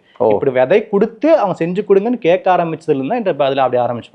அதுலேருந்து ஒரு 3 வருஷம் பிசினஸ் எல்லாம் எடுத்து பண்ணல. நீங்க பிசினஸ் பண்ணவே இல்லை. நீங்க அந்த விதை கொடுக்குறது ஃப்ரீயா தான் கொடுத்தேன், காசெல்லாம் வாங்கல. ஏன்னா இங்க இருக்கவங்களுக்கு வந்து பெரிய விஷயமா தெரிஞ்சது, அது எனக்கு ஒரு சின்ன விஷயமா தெரிஞ்சது. இந்த விதைங்கிறது வந்து அவங்களுக்கு விதையா கொடுங்க கொடுங்க அப்படின்னு கேட்க ஆரம்பிச்சேன். எனக்கு வந்து விதையா அப்படிங்கிற மாதிரி தான் இருந்துச்சு. அதுல உங்களுக்கு எனக்கு பெருசா ஒண்ணு தெரியல. நீங்களே சும்மா தூக்கி போடுறதுல நான் எங்க வீட்டுல அழுகி போனதை நான் விதை எடுத்து வச்சிருக்கேன். அவங்களுக்கு அது பெரிய விஷயமா தெரிஞ்சது. அதான் எனக்கு பெருசா தெரியல. அப்போ நான் கார்டன் பண்ணி கொடுக்குறப்போ எனக்கு நான் ஒர்க் பண்ணிட்டு இருக்கேங்க, பண்ண முடியாதுங்க, ஃப்ரீ டைம் கிடைச்சா பண்ணித்தரேன். சண்டே வருவீங்களான்னு கேட்டாங்க. சண்டே வருவாங்க. நான் எனக்கு நல்லா ஞாபகம் இருக்கு. நான் அந்த மாடி தோட்டம் ஆரம்பிச்சது வந்து 2 வீட்டுக்கு. காந்திபுரத்தில் தேட்டர் இருக்கு இல்லைங்க, செந்தில்குமரன் தேட்டரு, அது ஒட்டுன மாதிரி ஒரு வீடு இருக்கும். அவங்க பார்த்துருந்தாங்க கூட அவங்க ஞாபகம் வரலாம்னு நினைக்கிறேன். அந்த அம்மா அப்போயே கொஞ்சம் வயசு இருந்துச்சு அவங்களுக்கு. செந்தில்குமரன் தேட்டர் ஒட்டுன பில்டிங், அது ஃபர்ஸ்ட் வீடு. அப்புறம் திருப்பூர்ல ஒரு வீடு. 2 வீடு கேட்டாங்களா, ஃபேஸ்புக்ல போஸ்ட் போட்டேன் பார்த்தீங்களா, அந்த விதை கொடுக்கறது இதெல்லாம் அதை பார்த்து கேட்க ஆரம்பிச்சாங்க. ஆனா திருப்பூர்ல இருக்கவர் வந்து தெரிஞ்சவர், அவர் வாங்க வச்சு கொடுங்கன்னு சொல்லி அந்த ஃபர்ஸ்ட் 2 வீடு அதுதான். ஆனா நான் வச்சு கொடுத்தது வரவே இல்லை, விதை முளைக்கவே இல்லை. அப்ப பிகினரு எங்க அம்மா விவசாயம் பண்றாங்க, அவங்க மூலமா சின்ன சின்ன எனக்கு விஷயங்களால் தெரியும். பட் என்னன்னா பண்ணலான்னு பண்ணியாச்சு, ஒரு நம்பிக்கையில வச்சீங்க, வரல. பட் நான் வச்சதெல்லாம் கரெக்ட் தான். பட் என்ன பண்ணிட்டேன் அப்படின்னா, ரொம்ப ஆழமா ஊனிட்டேன். இப்படி இவ்வளவு தூரம் குழியை போட்டு ஊனங்காட்டினா முளைச்சு மேல வர முடியல. அதனால அதான் தப்பு பண்ணிட்டேன், வேற பண்ணல. ஆனா அவங்க எதுவுமே சொல்லலை, கஸ்டமர் எதுவுமே சொல்ல, நான் வரலைன்னு பரவாயில்ல பிரச்சனை இல்லைங்க, என்னன்னு அடுத்த பாருங்கன்னு சொல்லி அதுக்கப்புறம் என்னன்னு பார்க்கும்போது விதை முளைச்சிருக்கு, பட் மேலே வரல அப்படின்னு சொல்லி அதுக்கப்புறம் எங்கள் அம்மாவை கூட்டிகிட்டு வந்து, எங்கள் அம்மா நானுமே தான் எல்லா ஊருக்கும் போயிட்டு இருந்தோம். அப்போ சண்டே புக் பண்ணி வச்சுருவாங்க. இப்போ ஞாயிற்றுக்கிழமைன்னா எனக்கு இப்போ சென்னை, சேலம், ஈரோடு அப்படின்னு சொல்லிட்டு, இப்போ சென்னைனா இந்த வாரம் ஓகே, அடுத்த வாரம் ஈரோடு, அதுக்கு அடுத்த வாரம் சேலம். இந்த 3 ஆல் ஓவர் தமிழ்நாடே போயிட்டு இருந்தீங்களா? தமிழ்நாடு போகாத டிஸ்ட்ரிக்டே கிடையாதுங்கண்ணா. எங்க அம்மாவை நானுமே போயிட்டு இருந்தோம். ஃபர்ஸ்ட் வீட்டுக்கு செய்யும் போது ஒரு சின்ன டிராபேக் வந்துச்சு. அதுக்கப்புறம் எங்க அம்மாவை கூப்பிட்டேன். அப்புறம் எங்க அம்மாவை நானும் செய்ய ஆரம்பிச்சோம். நல்லா வந்துச்சு, காயம் நல்லா வந்துச்சு. கஸ்டமர் நிறைய. எவ்வளவு வீட்டுக்கு நீங்க பண்ணிருப்பீங்க? கார்டனோட home garden, kitchen garden, terrace garden எல்லாம் சேர்த்துன்னு ஒரு 500-1000 வரும். அது இல்லாமல் சீட்ஸ் பால் இதெல்லாம் பண்றது அது ஏகப்பட்ட கஷ்டம். ஒரு கல்யாணத்துக்கு 2000 பாக்கெட்லாம் கொடுத்துருக்கோம். இப்போ நீங்க மாடி தோட்டம் ஒன்று பண்றீங்க, வேற என்னெல்லாம் பண்றீங்க? செடி விதை கேட்கறாங்க, வச்சு கொடுக்குறோம் அப்படின்னு ஆரம்பிச்சதுதான். ஃபுல் ஃபிளெஜ்ஜா மாடி தோட்டம் மட்டுமே தான் போயிட்டு இருந்தது. வேற எதுவுமே நான் பிளான் பண்ணல, ஏன்னா ஒர்க் பண்ணிட்டு இருந்தேன். எதுவுமே போல. வெரிமி கம்போஸ்ட், ஆர்கானிக் கம்போஸ்ட்ல வெளியே வாங்கிக்குவேன், க்ரோ பேக்ஸ் வெளியே வாங்கிக்குவேன். கொக்கோபித் வந்து சேர்த்து நம்ம பொள்ளாச்சி உடுமலைப்பேட்டில் நல்லா அந்த கொக்கோபித் மேனுஃபேக்சர் பண்ணுற கம்பெனி நிறையா இருக்குது. அதை நான் அங்கேருந்து ஒரு 10-20 கட்டி ஒட்டுக்கா வாங்கிட்டு வந்து வச்சு மாடி தோட்டம் மட்டுமே ஃபுல் ஃப்ளெஜ்ஜாக போயிட்டு இருந்துச்சு. அதுக்கப்புறம் ஒரு 1.5 வருஷத்துக்கு அப்புறம் தான் சீட்ஸ் வந்து ஏதோ ஒரு யூடியூப்லேயே ஏதோ ஒன்று பார்த்து இந்த மாதிரி வேற ஒருத்தர் பண்ணிட்டு இருந்திருக்காரு. அவரை பார்த்து இந்த மாதிரி கல்யாணத்துக்கெல்லாம் கொடுத்துட்ருக்காங்க அப்படின்னு ப்ரொமோஷன் பார்த்தேன் நான். இது நம்ம ஏன் பண்ணக்கூடாது, நம்மளுக்கு நிறையா விதை இருந்துச்சு. அப்போ என்கிட்ட ஸ்டாக்கு எப்படி சொல்கிறதுனா, கிட்டத்தட்ட ஒரு 60 வகையான விதையில் ஒவ்வொரு விதையில் ஒரு 1/2 கிலோ 1 கிலோ வச்சிருப்பேன், நாட்டு காய்கறி விதைகள். அப்போ என்னன்னா, இது ஏன் நம்ம பண்ணக்கூடாது அப்படின்னு சொல்லிட்டு தான் இது பண்ணலான்னு சொல்லிட்டு நான் யோசிச்சு பார்த்து எப்படி பண்ணலாம் அப்படின்னு சொல்லி தான். எவ்வளோ நாளைக்கு வைக்கலாம் விதை வச்சிங்கன்னா? நான் ஒரு சின்ன மண்பானையில் போட்டு வச்சுருவேன், எனக்கு கெட்டு போகாது. நான் விதை நேர்த்தின்னு சொல்லுவாங்கண்ணா, விதை நேர்த்தி பண்ணிங்கன்னா முளைப்பு தர நல்லாயிருக்கும். அப்போ ஒன்றும் சேர்த்தியே வச்சுக்கலாம். நீங்கள் விதை நேர்த்தின்னு பண்ணாமல் வச்சுருந்தீங்க அப்படின்னா என்ன ஆகும்னா, சீக்கிரமாக பூச்சி பிடிக்கிறதுக்கு வாய்ப்பு இருக்குது. அந்த கொத்தமல்லி, அவரைக்காய், பூசணிக்காய் இதெல்லாம் சீக்கிரம் பூச்சி வந்துடும், வண்டு மாதிரி உள்ள குடஞ்சி போயிடும். நான் சின்ன மண்பானையில் போட்டு நல்ல ஒரு துணியை வச்சு மூடி வச்சுருவேன். ஆனால் மேக்ஸிமம் எனக்கு பூச்சி வரது ரொம்ப கம்மியாக இருக்கும். அப்போ எவ்வளோ நாளைக்கு வைக்கலாம்? எனக்கு முடிஞ்சிடும். நான் ரொம்ப நாள் வச்சதே கிடையாது எதுவுமே. எனக்கு தெரிஞ்சு மேக்ஸிமம் 1 மாதம் இருக்கிறதே பெரிய விஷயமா இருக்கும். இப்போ தான் ரொம்ப அதிகமாயிட்டாங்கண்ணா. அப்போ ரொம்ப கம்மியாக தான் இருந்தாங்க இந்த மாதிரி பண்ணுறவங்க. இப்போ நான் சொல்கிறேன் பாருங்க, ஒரு 4 மாதத்துக்கு ஒட்டுக்கா புக் பண்ணி வச்சிருக்காங்க அப்படிங்கும்போது உங்களுக்கு அப்போ எதுவுமே ஸ்டாக் இருக்காது என்கிட்ட, விதையெல்லாம் போயிட்டே தான் இருக்கும். அப்போ அந்த 1 வருஷத்துக்கு அப்புறம் தான் இந்த சீட்ஸ் இந்த நாட்டு காய்கறி விதைகள் ப்ரொமோட் பண்ணலான்னு சொல்லிட்டு இந்த மரங்கள் கேட்க ஆரம்பிச்சாங்க. மரங்கள் கொடுக்குறாங்களா, குட்டி குட்டி மரங்கள் கல்யாணத்துகளுக்கெல்லாம். அந்த மரங்கள் வாங்குறவங்க என்ன பண்ணுறாங்க அப்படின்னா, இப்போ நீங்கள் ஒரு மரம் வாங்குறீங்க, நம்ம வீட்டுக்கு ஒரு மரம் வாங்குறீங்க, ஒரு வேப்ப மரம் வாங்கி வைப்பீங்க, அங்கே தாரோடு போட்டிருக்கு, எல்லாம் போட்டு வச்சிருக்கு, வாய்ப்பே கிடையாது. அப்போ அந்த மரம் வாங்குறவங்க என்ன பண்ணுவாங்க, நீங்கள் ஒரு 500 பேர் கல்யாணத்துக்கு வராங்க, நீங்கள் ஒரு 100 வேப்ப மரம், 100 புங்க மரம், 100 அரச மரம் கொடுக்குறீங்க. அந்த 100 வேப்ப மரம் என்ன ஆகுனே தெரியாது. அதை ஒரு ஹைலைட்டாக காட்டி தான் சீட்ஸ் ஆரம்பித்தேன் நான். இதை ஹைலைட்டாக காட்டி இப்போ நீங்கள் 500 மரம் கொடுக்குறீங்க, ஓகே, எங்கிட்ட கஸ்டமர் கால் பண்ணுறாங்க, ஆனால் எனக்கு ஒரு 100 மரம் வேணும்னா அப்படிம்பாங்க, எது கல்யாணத்துக்கும்பாங்க. இப்போ நான் என்ன சொல்லுவேன், 500 மரம் 100 மரத்தை வாங்கி எங்கே வைப்பீங்க? வைக்கிறதுக்கு இப்போ இடம் விட்டு யாராவது வீடு கட்டுறாங்களா? கார் பார்க்கிங்கு ஒரு பைக் நிறுத்துறதுக்கு தான் இடம் இருக்கும் அந்த இடத்துல. ரோட்டில் என்றைனா பாதள சாக்கடை போகிற ரோடு போகிறேன்னு சொல்லி பிடிங்கி எரிஞ்சிடுறாங்க. அதனால் நீங்கள் மரங்கள் கொடுத்தீங்கன்னா யூஸ் இருக்காதுங்கன்னு சொல்லி வேணா சீட்ஸ் பால் வாங்கிக்கிங்க, இல்லைன்னா இது வாங்கிக்கிங்க. சீட்ஸ் பால் நீங்கள் என்ன வைப்பீங்க? என்ன சீட் வைப்பீங்க? நாட்டு மரங்கள் விதை தான். நாட்டு மரம் சீட்ஸ் இது ஃபர்ஸ்ட் வந்து சீட்ஸ் தான். எங்கிட்ட வந்து ஒரு 5 வகையான விதைகள் தான் இருந்துச்சு. அதுக்கப்புறம் ஊட்டி, திருச்சி, சென்னை, இங்கிருந்து இந்த மாதிரி சேகரித்து விதை சேகரிப்பு மையம் நல்லா இருக்கும். அவங்கள்ட்ட நம்ம ஃபோன் பண்ணி சொன்னோம்னா எனக்கு இவ்வளோ வேணும் அவ்வளோ வேணும்னு சொன்னோம்னா அவங்க எல்லா பக்கம் சர்ச் பண்ணி வச்சு ஸ்டாக் வச்சுருப்பாங்க. அவங்க 1 கிலோ 1/2 கிலோன்னு கொடுப்பாங்க. அதை நான் ஒரு 1/4 கிலோ வாங்கி வச்சு. பட் இது தேவையா? இப்போ ஃபார் எக்ஸாம்பிள் நம்ம வந்து ஜஸ்ட் கடைக்கு போகிறோம், கடைக்கு போயிட்டு வந்து நம்ம காய்கறி வாங்குகிறோம், என்ன வேணுமோ வாங்கிட்டு வந்து நம்ம செய்கிறோம். வேற இப்போ நீங்கள் சொல்கிறது வந்து நான் அதை பார்த்துக்கணும், அதை வந்து வளர்க்கணும், எல்லாம் பண்ணி பண்ணும்போது என்ன டிஃப்ரென்ஸ் இருக்கும்? இப்போ நான் அது பண்ணுறதுக்கு இது பண்ணுறதுக்கு அது நான் டேரெக்டாக எப்போ வேணுமோ அது வாங்கிக்கலாம்ல. மார்க்கெட்டில் போய் ஒரு 1 கிலோ கத்திரிக்காய் வாங்குறீங்க அப்படின்னா காசு கொடுத்து வாங்குறீங்க. இதே வந்து வீட்டில் வளர்கிற செடிங்கிறது அது ஒரு ஃபீல் தனியாக இருக்கும். செடி கொடிகளோடு இருக்கிறவங்க தான் அந்த ஃபீலே தெரியும். ஒரு காய் வந்துருச்சா சூப்பர், நம்ம வளர்த்து எடுத்துட்டோம்டா, அந்த ஃபீல் தான். ஒன்றுமே சொல்லுவேன், மாடி தோட்டம் நான் இப்போ நாளைக்கு கஷ்டப்பட்டு போனவங்க என்ன சொல்லுவேன் அப்படின்னா, நீங்கள் 10,000 ரூபா செலவு பண்ணுறீங்களா, 10,000 ரூபாய்க்கு லாபம் வராது. 1 லட்ச ரூபா செலவு பண்ணுறீங்களா, 1 லட்சம் லாபம் வராது. நீங்கள் வந்து 10 காய் வருதா, அதான் உங்களுக்கு, நீங்கள் 1 லட்ச ரூபா செலவு பண்ணதுக்கு உங்களுக்கு நீங்கள் எடுத்த ஒரு இது அப்படித்தான் எடுத்துக்க முடியுங்கண்ணா. நீங்கள் இன்னொன்று இது வந்து எவ்வளோ அவுட்புட் வருதுன்னா கணக்கே பார்க்கவே கூடாது, பார்க்கவும் முடியாதுங்கிறேன். நீங்கள் ஒரு செம்பருத்தி செடி வைக்கிறீங்க, அது பாட்டுக்கு வளர்ந்து பூ கொடுத்துட்டு இருக்கு. நீங்கள் அதில் 100 ரூபாய் கொடுத்து செம்பருத்தி செடி வாங்கினீங்க, அந்த 100 ரூபாய்க்கு பலன் பிடிச்சா நீங்கள் யோசிப்பீங்களா? யோசிக்க மாட்டோம். இது காய்கறிலாம் யோசிப்போம். ஆனால் அந்த அளவுக்கு யோசிச்சாலுமே அந்த அளவுக்கு ஈல்டு எடுக்க முடியாது. கத்திரிக்காய் செடிக்கு மட்டுமே நம்ம ஒரு அமௌண்ட் வாங்குறது கிடையாதுல்ல, ஒரு பட்ஜெட் போட்டு பண்ணுறது கிடையாது. அதுக்கு வெர்மி கம்போஸ்ட் இருக்குது, ஆர்கானிக் கம்போஸ்ட் இருக்குது, க்ரோ பேக்ஸ் இருக்குது, கொக்கோபித் இருக்குது, நம்ம லேபர் இருக்குது, டிரான்ஸ்போர்ட் இருக்குது, இதெல்லாம் உள்ள போய் தானே வரும். இல்லை நான் ரேட்டுக்காக கேட்கல, நான் வந்து ஒரு சைடு வந்து நீங்கள் ரேட் எதிர்பார்க்குறேன். பட் ஆனால் என்ன டிஃப்ரென்ஸ் இருக்கும்னு கேட்குறேன். வேறு ஏதாவது உங்களுக்கு, ஏன்னா அங்கே வாங்குறத விட இங்கே வந்து உங்களுக்கு நீங்கள் கெமிக்கலோ இல்லை மற்ற ஏதாவது யூஸ் பண்ணாத ஏதாவது பெனிஃபிட் இருக்குமா? அது ஆர்கானிக்காக ஆக்சுவலாக ப்ரொமோட் பண்ணுறது நம்ம இயற்கை விவசாயம் தானே ப்ரொமோட் பண்ணுறோம். ஃபர்ஸ்ட் விஷயம் உங்களுக்கு இயற்கை விவசாயம். இயற்கை விவசாயங்கிறது என்னன்னா, நீங்கள் 10 காய் எடுக்கிற இடத்துல 1 காய் வந்தாலும் ஆர்கானிக்காக கிடைக்கும். நீங்கள் 10 காய் ஆர்கானிக் கடையில் போய் வாங்குறீங்க, நீங்கள் வாங்குற 99% வந்து உங்களுக்கு கெமிக்கலாக தான் கொண்டு வராங்க. இயற்கை விவசாயங்கிறது ரொம்ப குறைஞ்சிருச்சு. அப்போ உங்களுக்கு நம்ம வீட்லேயே பயிர் பண்ணும்போது நீங்கள் போடுற உரத்துலேருந்து, நீங்கள் ஊற்றுற தண்ணியிலிருந்து, நீங்கள் போகிற ஃபெர்டிலைசர்லேருந்து எல்லாமே நீங்கள் கொடுக்குற தானே, அதில் எப்படி உங்களுக்கு கெமிக்கல் வரும்? வாய்ப்பே இல்லையில, அதுதான் ப்ளஸ். சரி, இப்போ ஒருத்தங்க ஸ்டார்ட் பண்ணுறாங்கன்னு வச்சுக்கோங்க, அவங்களுக்கு நீங்கள் எப்படி ஸ்டார்ட் பண்ண சொல்லுவீங்க இதை? ஆனால் இப்போ மாடி தோட்டம் வைக்கணுங்கன்னா என்ன பண்ணுறதுன்னு தான் கேட்பாங்க. நீங்களா பண்ணுறீங்களா, நான் வந்து பண்ணி தரணுமானா கேட்பேன். நீங்களே வந்து பண்ணி கொடுத்துருங்கண்ணா அப்படின்னா அப்படின்னு சொல்லுவாங்க. நான் மினிமம் இவ்வளோ தாங்கண்ணா, ஒரு 15 பேக் வைக்கலாங்கண்ணா, உங்கள் பட்ஜெட்டுக்கு ஒரு 6 ரூபாய் 7 ரூபாய் வருதுங்களா, இதில் வந்து எல்லாமே நாங்களே மெட்டீரியல்ஸ் எல்லாமே டிரான்ஸ்போர்ட்டில் அனுப்பிச்சிருவோம். நீங்கள் ரிசீவ் பண்ணி வச்சிட்டிங்கன்னா நான் இயர்லி மார்னிங் ஒரு 6 மணிக்கெலாம் வந்துடுவேன். நீங்கள் தமிழ்நாட்டில் எங்கே இருந்தாலும் சரிங்க, மேக்ஸிமம் 7 மணிக்கெலாம் அங்கே போயிடுவேன். இப்போ அந்த 7 மணிக்கெலாம் வந்துடும், வந்து பண்ணி கொடுத்துருவாங்கண்ணா, நீங்கள் எதுவும் பண்ணவே வேண்டாம்னு சொல்லி. ஏன் சொல்கிறேன்னா, உங்களுக்கு எதுவுமே தெரியாது. ஒன்றும் இல்லை, இப்போ நான் செம்மண் வந்து கூட இங்கே தான் அனுப்புவேன். இன்னுமே அந்த செம்மண் கடைக்காரரை கேட்பாரு, ஏங்க இங்கேருந்தே செம்மண் அனுப்புறீங்க, அங்கே வாங்கிக்க மாட்டாங்களான்னு கேட்பாரு. ஆனால் அவங்க வாங்க சொல்கிறது போய் தப்பு இல்லைனா, அவங்களுக்கு வந்து அது வாங்குறதுல எங்கன்னு தெரியல, 2 டைம் மழை வாங்க முன்னாடி இன்ட்ரெஸ்ட் போயிடும். செம்மண் அந்த கடையில் போய் வாங்குங்கன்னு சொல்கிறோம், அங்கே கிடைக்கலங்கிறாங்க, இல்லை வேற கடையில் போய் வாங்க. அப்போ ஆட்டோமேட்டிக்காக என்ன ஆகும், சரிங்க நான் பார்த்துட்டு கூப்பிட்றேங்க உங்களுக்கு அப்படின்னு சொல்லுவாங்க. ஒன்று அது சொல்லுவாங்க, நான் வாங்கிட்டு சொல்கிறேங்க அப்படிம்பாங்க. அதுக்கப்புறம் இன்ட்ரெஸ்ட் போயிடும். ஸோ அதனால தான் நீங்கள் எல்லா பொருளையுமே கொண்டு போய் கொடுத்துட்டு அதுக்கப்புறமா நீங்கள் பண்ண சொல்லுவீங்க. எதுவுமே நான் கஸ்டமர் தொந்தரவு பண்ண மாட்டேன்னா, நீங்கள் இதை வாங்கி வைங்க அதை வாங்கி தொந்தரவே பண்ண மாட்டேன். பட் ஆரம்பிக்கிறது வந்து ஒரு 15 பேக்ல ஆரம்பிக்கலாமா? 15 பேக்ல மினிமம் 15 பேக்ல ஆரம்பிங்க நான் சொல்லுவேன். சிங்காநல்லூரில் ஒரு வீடு இருக்குங்கண்ணா, அவங்க வீட்டில் வந்து பார்த்துட்டிங்கன்னா ஒரு ஜாயின்ட் ஃபேமிலி, கிட்டத்தட்ட 10-15 பேர் இருக்காங்க. அவர் சின்னதாக ஒரு இடம் வாங்கியிருந்தார், லேண்டில் ஒரு இடம் வாங்கியிருந்தார். அதில் வந்து காய்கறி போடணும் அப்படின்னா ப்ரொமோட் பண்ணும்போது 15 பேக் தான் ப்ரொமோட் பண்ணேன். ஆனால் 15 பேக்ல 10 பத்தாதுங்கண்ணா, கிட்டத்தட்ட ஒரு மினிமம் ஒரு 50 பேக் 100 பேக்காவது வைக்கணும் அப்படின்னு சொன்னார். அப்போ நான் என்ன பண்ணேன், கிட்டத்தட்ட அந்த லேண்டில் வந்து உங்களுக்கு ஒரு பசுமை குடியில் போட்டு கிட்டத்தட்ட உங்களுக்கு ஒரு 100-150 பேக் வச்சு கொடுக்கும். லேண்டில் ஏன் பேக் வைக்கிறோம், கீழே வைக்காம? அது அவங்க ஃபியூச்சர் பர்பஸ்க்காக. ஓகே, அந்த மண்ணெல்லாம் கொத்தி அதெல்லாம் போட்டு நம்ம சப்போஸ் திடீர்னு எடுக்கிறோம் அப்படின்னா அதெல்லாம் புடுங்கிட்டு இருக்கணும் இல்லைங்க, டக்குன்னு மாற்றி வச்சுக்கலாம். இந்த மாதிரி அவங்க எவ்வளோ கேட்குறாங்களோ ஃபர்ஸ்ட் விஷயம் அவங்க விருப்பம் தான், உங்கள் நீடு தான். நீங்கள் எத்தனை 4 பேர் இருக்கீங்களா, 5 பேர் இருக்கீங்களா, உங்கள் பட்ஜெட் 10 ரூபா தானா, 2 ரூபா தானா, 1000 ரூபா தானே, 500 ரூபா தானே, அவங்க கேட்பேன். ஆனால் கடைசி 500 ரூபாய்க்கு போதுமாங்க, நான் கூட கேட்டிருக்கேன். 500 ரூபாய்க்கு என்னால் என்ன முடியுமோ வச்சு கொடுக்குறாங்கண்ணா. இல்லை என்னால் வச்சு கொடுக்க முடியல, மெட்டீரியல்ஸ் அனுப்புகிறேன், என் ஐடியா நான் சொல்கிறேன், நீங்கள் வைங்க, வைக்காமலாம் போகாதீங்க. ஸோ ரெண்டுமே நீங்கள் ஒர்க் பண்ண முடியும். ஒன்று நீங்கள் பொருளை மட்டும் அனுப்பிட்டு அவங்கள வேணாலும் பண்ண சொல்லலாம், இல்லைன்னா நம்ம வேணாலும் கண்டிப்பா.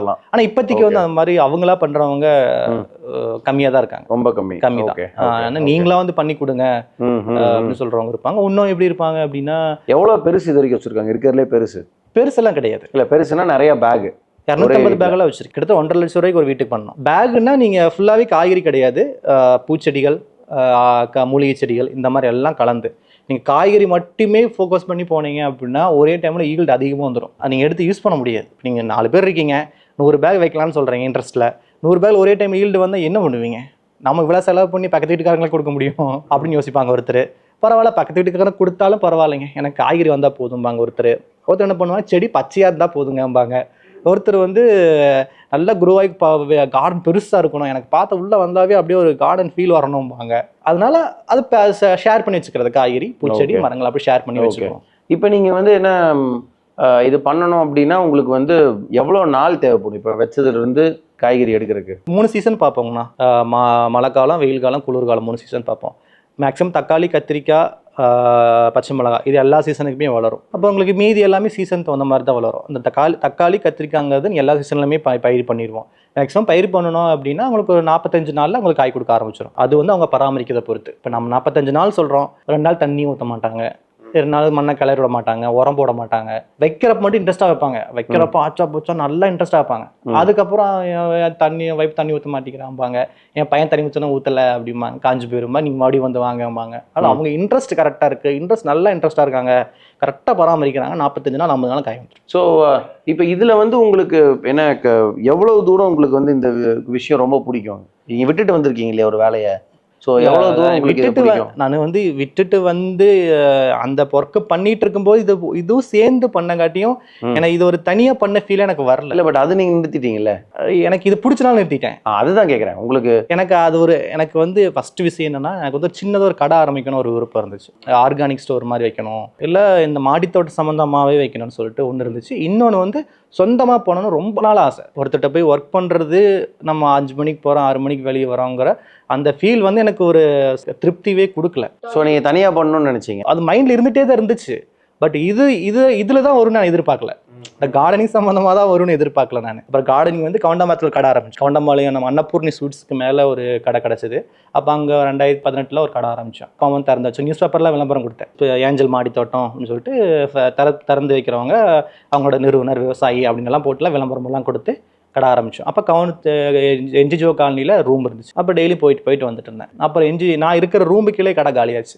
அப்புறம் அந்த கடையை அங்கே மாற்றினேன். அப்புறம் எனக்கு மேரேஜ் ஆகிற வரைக்கும் 2020 மேரேஜ் ஆச்சு. அது வரைக்குமே அங்கே தான் இருந்தது அந்த கடை, கடைசி வரைக்கும் அங்கே. இப்போ நீங்கள் என்ன இது சொல்கிறீங்க இல்லையா, நீங்கள் நிறைய இது பண்ணிட்டு இருந்தீங்கன்னு. இப்போ உங்களை வந்து எந்தெந்த விஷயத்துக்கெல்லாம் வந்து ஒருத்தங்க காண்டாக்ட் பண்ணலாம்? நீங்கள் செடி சம்மந்தமாக இதனால காண்டாக்ட் பண்ணலாம். எதாக இருந்தாலும் செடின்ட்டு நீங்கள் தென்னை மரம், வாழை மரம், கொய்யா மரம், எந்த மரம் சம்மந்தமாக இருந்தாலும் சரி, விவசாயம் பண்ணுற மாதிரி இருந்தாலும் சரி, இல்லை காய்கறி, மாடித்தோட்டம், வீட்டு தோட்டம், கார்டனிங் சம்மந்தம் எதுனாலும், எஸ்பெஷலி இந்த நாட்டு விதைகளுக்காக. அந்த நாட்டு விதை ரொம்ப ப்ரொமோட் பண்ணணும். கல்யாணத்துக்கெல்லாம் பார்த்தீங்கன்னா நாட்டு விதை நிறைய கொடுத்துட்டு இருந்தோம். இந்த கொரோனாக்கு முன்னாடிலாம் பார்த்தீங்கன்னா டைம் இருக்காது எனக்கு. அந்த ஆஃபீஸில் உட்காந்துட்டு அவர் வெளியே போனதுக்கப்புறம் டேபிளில் வந்து எழுதிட்டு இருப்பேன். என்னென்னா ஒரு 1000 பாக்கெட் கவர் பேர் எழுதணும்ல. அப்போ வந்து இந்த ஜிப்லா கவர் தான், குட்டி குட்டி கவர், அதில் மேலே பேர் எழுதி உள்ளுக்குள்ளே விதை போட்டு அதை ஒரு கவரில் வச்சு பின் பண்ணி கொடுப்போம். அப்போ அந்த ஒரு கவரில் பார்த்தீங்கன்னா நம்மாழ்வார் எழுதின ஒரு கவிதை ஒன்று இருக்கும். அது பக்கத்துலேயே பொண்ணோட பேர், பையனோட பேர் இருக்கும். இது கவருக்குள்ளே இந்த ஜிப்லா கவரு, அதுக்குள்ளே சீட்ஸு, ஒரு கண்டென்ட் இருக்கும். அந்த கண்டென்ட் என்னென்னா, நீங்கள் கல்யாணத்துக்கு வந்து நன்றி சொல்கிற மாதிரி 2 லைனு, அது கீழே இந்த காய் விதை தொட்டியில் எப்படி போடணும், மண்ணில் எப்படி போடணும், இந்த கண்டென்ட்டையும் அதுலேயும் பொண்ணோட பேர், பையனோட பேர் மென்ஷன் பண்ணி உள்ளே வச்சு, இப்போ காது குத்து எதுனாலுமே அங்கே என்ன ஃபங்க்ஷன் நடக்குதோ அது உண்டான ரிலேட்டடாக பின் பண்ணி உள்ளே வச்சுருவோம். இது அங்கே வந்து எழுதிட்டு இருப்பேன் நான். ரொம்ப அதிகமாக போயிட்டு இருந்துச்சுங்க. கொரோனாக்கு அப்புறம் தான் என்ன ஆச்சு அப்படின்னா, கொஞ்சமாக கல்யாணத்தெல்லாம் ரொம்ப ஸ்ட்ரிக்டாக வந்துச்சு இல்லைங்க. ரொம்ப ஸ்ட்ரிக்டாக வந்தாங்க. இப்போ பரவாயில்லைங்களா? 3 ஆர்டர் பண்ணினேன். இந்த போன மாதம் 3 ஆர்டர் பண்ணேன். இந்த அடுத்த மாதம் 11ஆம் தேதிக்கு ஒரு ஆர்டர் இருக்குது. அது வந்து காது குத்து. இப்போ முடிஞ்ச 9ஆம் தேதி ஒரு 1000 பாக்கெட்டு இதுக்கு தஞ்சாவூருக்கு அனுப்போம். அது வந்து சீட்ஸ் பாலும் காய்கறி வந்து 2 சேர்த்து அனுப்பிச்சோம். சீட்ஸ் பால்னா எப்படின்னா, உங்களுக்கு மண் உருண்டை, அதுக்குள்ளே ஒரு கொஞ்சம் களிமண், இல்லை செம்மண், எது வேணால் யூஸ் பண்ணலாம். கொஞ்சம் மாட்டுச்சாணியோ இல்லை மண்புழு உரமோ, அந்த முளைப்பு திறன் மாறாமல் இருக்கிறதுக்காக அதை வந்து சின்ன லட்டு மாதிரி பிடிச்சி அதுக்குள்ளே ஒரு நாட்டு மரத்தோட விதைய வச்சு அதை உருட்டி அதை நம்ம வெயிலில் காய வச்சு, ஒரு நாள் நிழலில் காய வைக்கணும், ஒரு நாள் வெயிலில் காய வைக்கணும். அதையும் இதையும் ஒரே கவரில் போட்டு பின் பண்ணி கொடுத்தோம். இதை சீட்ஸ் பால் தனியாகவும் வாங்குறவங்களும் இருக்காங்க. இந்த கல்யாணத்துக்கு வாங்குறவங்க என்ன பண்ணுறாங்க அப்படின்னா, இந்த சீட்ஸ் பாலை வந்து வேற பக்கம் பார்த்துருக்காங்க. நீங்கள் சீட்ஸ் பால் பண்ணி தருவீங்களான்னு கேட்க ஆரம்பிச்சாங்க. அதுவும் சீட்ஸ் பால் பண்ண ஆரம்பிச்சிட்டேன். சீட்ஸ் பாலோட கான்செப்டே வந்து மலைக்காடுகளில் காடுகள் உருவாக்குறது தான். இப்போ நிறைய பேர் என்ன பண்ணிட்டாங்க அப்படின்னா, சீட்ஸ் பால்னாவே காய்கறி விதை வைக்க ஆரம்பிச்சிட்டாங்க. அது தப்பு. எப்படி சொல்றது அப்படின்னா, சீட்ஸ் பால்னாவே நாட்டு மரங்கள் காடுகளை உருவாக்குறதுக்கு மட்டும்தான். ஏன்னா ஏன் சொல்கிறேன், இந்த கான்செப்டே என்ன அப்படின்னா, நீங்கள் ஒரு இடத்துக்கு போகிறீங்க, நீங்கள் ஒரு வேப்ப மரம் கொண்டு போகிறீங்க, அந்த வேப்ப மரத்தை காட்டுக்குள்ளே நட்டிட்டு வர முடியுமா? ஊட்டி போகிறீங்க, அங்கே எல்லா இடத்துலையும் உங்களுக்கு மரத்துக்கு நட்டு வர முடியுமா?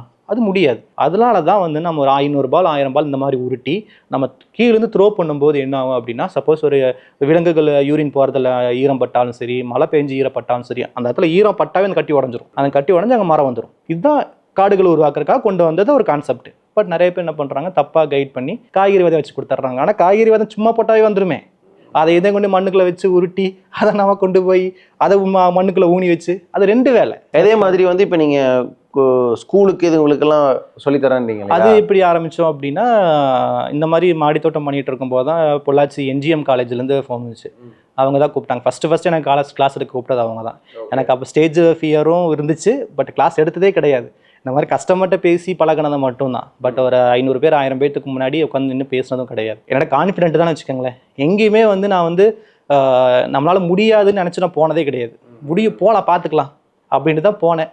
ஒன்டேல் வந்து ஃபஸ்ட்டு வந்து மாடி தோட்டம்னா என்ன, அதில் என்னென்ன மெட்டீரியல். எங்கேயாவது நீங்கள் வந்து என்ன இந்த விவசாயத்தை வந்து சொல்லிக் கொடுக்குறீங்களா ஸ்கூலில் மாதிரி இந்த மாதிரி? அது பண்ணியிருக்கு. திருப்பூர் ஜெய்வாய் பாய் ஸ்கூல் இருக்கு இல்லைங்க, கொங்கு மண்டலத்திலேயே அதிகமாக இருக்கிற ஸ்டூடெண்ட்ஸ் ஸ்கூல் அதுதான். லேண்டுக்கு போய் எடுத்தோம். இன்னைக்கு ஃபஸ்ட் இது முடிச்சிடறேன். NGM காலேஜ் தான் ஃபஸ்ட் ஆரம்பிச்சது. அதில் 1 டே வந்து எப்படின்னா, ½ டே ஃபுல்லாக ப்ராக்டிக்கலு, ½ டேக்கு அப்புறம் தியரி. ½ டேக்கு அப்புறம் ஸ்டேஜ்லேயே உட்காந்து மண்ணெல்லாம் கலக்கி, ஸ்டேஜ்லேயே உட்காந்து மண்ணெல்லாம் கலக்கி, இதான் கொக்கோ பித்து, இதான் மண்புழு உரம், இதான் இயற்கை வரன்னு சொல்லிட்டு அங்கேயே கலக்கி அங்கேயே எக்ஸ்பெரிமெண்ட்டாக பண்ணி காமிச்சோம். இதான் ஃபஸ்ட்டு ஆரம்பிச்சது. அப்புறம் பாரதியார் யூனிவர்சிட்டி அங்கே வந்து கேம்பஸ் போடுவாங்க. கேம்பஸ்னால் எப்படின்னா, உங்களுக்கு எல்லா காலேஜிலேருந்து வருவாங்க. எல்லா காலேஜிலேருந்து வந்து ஒவ்வொரு ஈவெண்ட்டு, இப்போ நீங்கள் நம்ம பண்ணுறோம்ல, இப்போ என்ன மாதிரி நான் இந்த கார்டன் சம்மந்தமாக வரேன், இன்னொருத்தர் ஒரு எப்படி வருவார், அவர் ஒரு மருத்துவ துறையிலேருந்து வரலாம், வேறு ஏதோ ஒரு சம்திங் வராங்களா, அது மாதிரி ஒவ்வொரு இதுலேருந்து வருவாங்க அங்கே. அப்போ என்னோட கார்டனிங்கில் நான் போனேன். அடுத்து அங்கே பண்ணோம். அப்புறம் ஸ்கூலு. ஆக்சுவலாக என்னோட விருப்பமே என்ன அப்படின்னா, குழந்தைகளை ப்ரொமோட் பண்ணணும் அப்படின்னு சொல்லிட்டு தான் குழந்தைக்கு ஸ்கூலாக பார்த்து போனேன். திருப்பூரில் வந்து கிட்ஸின்னு சொல்லிட்டு ஒரு ஸ்கூலு, ராம்நகர் ICICI பேங்க் ஆப்போசிட்டில் கிட்ஸ்ன்னு சொல்லிட்டு ஒரு ஸ்கூலு. அந்த பிரின்சிபல் என்ன சொன்னாங்க அப்படின்னா, எனக்கு இடம் நிறையா இருக்குங்க, நீங்கள் வேணால் இங்கே கிளாஸ் எடுத்துங்க அப்படின்னாங்க. அப்போ நான் என்ன பண்ணேன், ஒரு அட்வர்டைஸ்மெண்ட் மாதிரி போட்டு இங்கே கிளாஸ் எடுக்கிறேன்னு சொல்லி, இப்போ ஒரு லஞ்சும் கொடுத்துட்றான்னு சொல்லி ஒரு 100 ரூபா 150 ரூபா மட்டும் பே பண்ணுற மாதிரி இருக்குன்னு சொல்லிட்டு கிட்டத்தட்ட ஒரு 50-60 பேர் வந்தாங்க. குழந்தைங்க இதில் இன்ட்ரெஸ்டடாக இருக்காங்களா? அவங்களா கூப்பிட்றது தான். ஆக்சுவலாக குழந்தைகளுக்கு வந்து நம்ம மேக்ஸிமம் வந்து சீட்ஸ் பாலும் காய்கறி விதையும் போட்டு கொடுக்கும். சேரன்மா நகரில் ஒரு ஸ்கூல் இருக்குது, அவங்களுக்கு வந்து ஃபுல்லாக காய்கறி.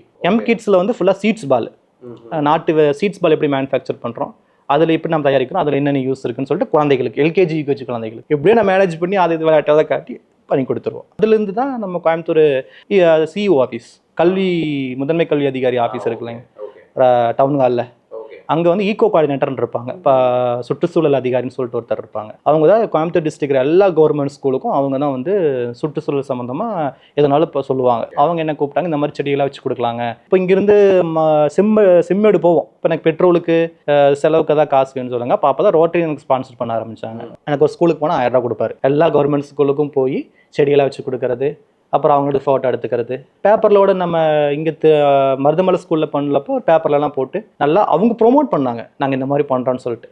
அப்போ அதுலேருந்து ஸ்கூல்ஸ் குழந்தைங்கன்னா உடனே ஓடிடுறது. ப்ரைவேட் ஸ்கூல் இங்கே பண்ணணும். காந்தி மெட்ரிகுலேஷன் சொல்லிட்டு நம்ம வடவழியில் ஒரு ஸ்கூல் இருக்குது, பண்ணியிருக்கீங்க. அது ப்ரைவேட் ஸ்கூல். இப்போ நீங்கள் நிறைய ஸ்கூலில் பண்ணியிருக்கீங்க இல்லையா? ஸ்கூலில் பண்ணுறதுக்கும் உங்களுக்கு ரொம்ப பிடிச்சிருக்கு.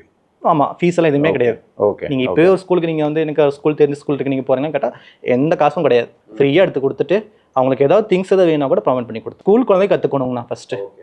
அதை நீங்கள் போனாலுமே அவங்க ஆட்டோமேட்டிக் இன்ட்ரெஸ்ட்டாக வருவாங்க. சில்ட்ரன்ஸ் டேக்கு, நம்மாழ்வார் பிறந்த நாள், அப்புறம் வந்து நம்மாழ்வார் பற்றி நீங்கள் ஏதாவது என்ன இது பண்ணுறீங்களா? ஏன் நீங்கள் இப்போ நம்மாழ்வாரோட யூஸ் பண்ணுறீங்க?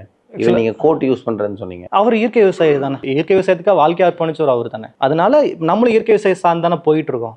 அப்போ அது மூலியமாக போனால் தானே மக்கள்கிட்ட கொஞ்சம் ரீச் ஆகும். அவரோடதுக்கு ஏதாவது நீங்கள் போயிருக்கீங்களா?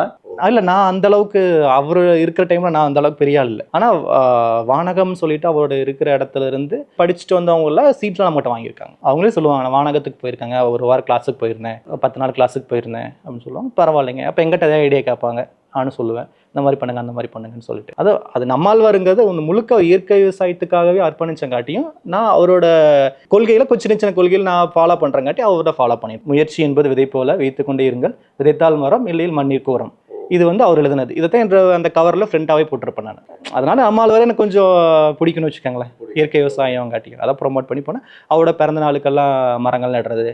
அப்துல் கலாம் பிடிக்கும், அவரோட பிறந்தநாளுக்கு மரங்கள் நடுறது. ஸ்கூலுன்னு மட்டும் போகாமல் இதோட ஒரு நல்ல தினத்துக்கு மரங்கள் நட்டு கொடுக்குறது. அப்போ தான் ஒரு இன்ட்ரெஸ்ட் வரும். சும்மா நான் மரம் நடுறேன்னு சொன்னால் இன்ட்ரெஸ்ட் வராது. காரமடையிலிருந்து நம்ம வெள்ளியங்காடுக்கு போகிறோம் இல்லை, அங்கே ஒரு மலைவாழ் ஸ்கூல் இருக்குது. அங்கே காட்டுக்குள்ளே மலை மேலே ஒரு ஸ்கூல் இருக்குது. சின்ன ஒரு 10-15 குழந்தைகள் தான் இருப்பாங்க.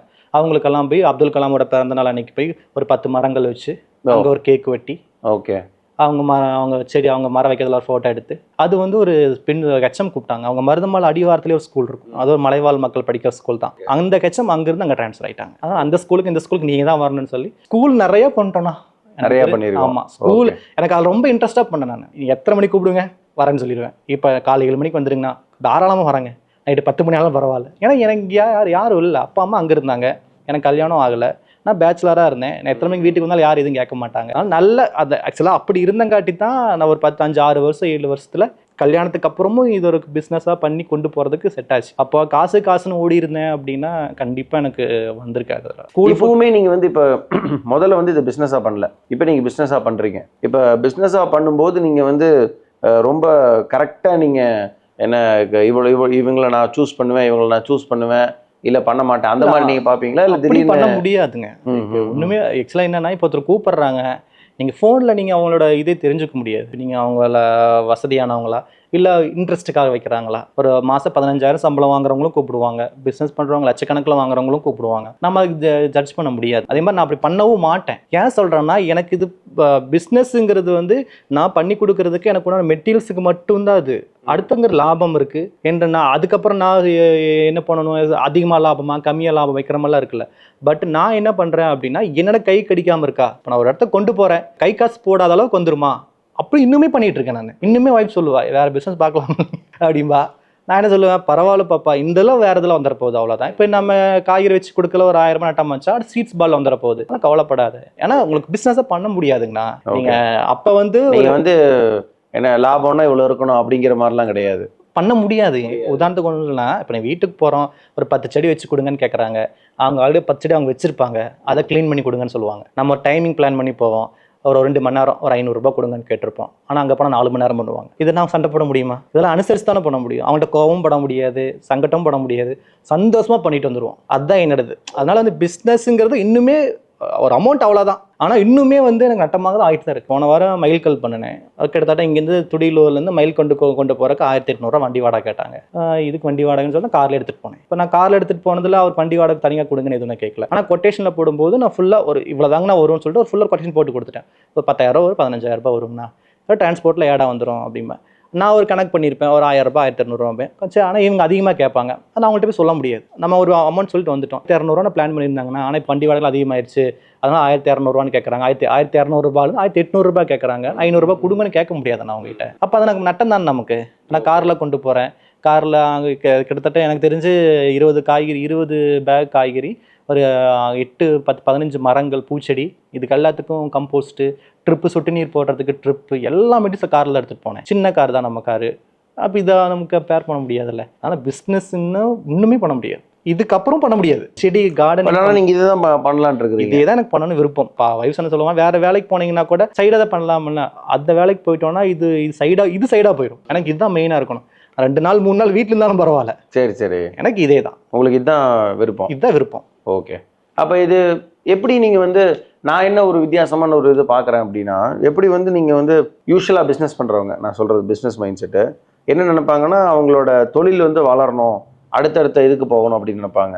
ஸோ அதே நீங்கள் சொல்கிறது எப்படி இருக்கும் அப்படின்னு பார்த்தீங்கன்னா, எனக்கு இந்த இதில் இருக்கணும், ஈவன் நான் சில டைம்ஸ் இல்லை பரவாயில்ல, எனக்கு ஃபுல் டைம் ஒர்க் இல்லைனா கூட எனக்கு இதில் இருந்தால் தான் அப்படிங்கும்போது அந்த அளவுக்கு உங்களுக்கு என்ன இதில் இன்கம் அந்த மாதிரி கேட்குறீங்களா? இல்லை இன்கம்காக கேட்கல. நான் கேட்குறது உங்களுக்கு என்னதான் இருந்தாலும் அந்த வளர்ச்சிங்கிறது இல்லாம எனக்கு இந்த இது நான் வளர்ந்துருக்கேன்னு தான் சொல்ல வருவேன். இந்த இது போதும் அப்படிங்கிற மாதிரி இருக்க மாதிரி இருக்கு. நான் வளர்ந்துருக்கேன்னு சொல்ல வருவேன். இன்னும் வளர்ந்துட்டு போற மாதிரி எனக்கு ஃபீல் ஆகுது. Okay okay.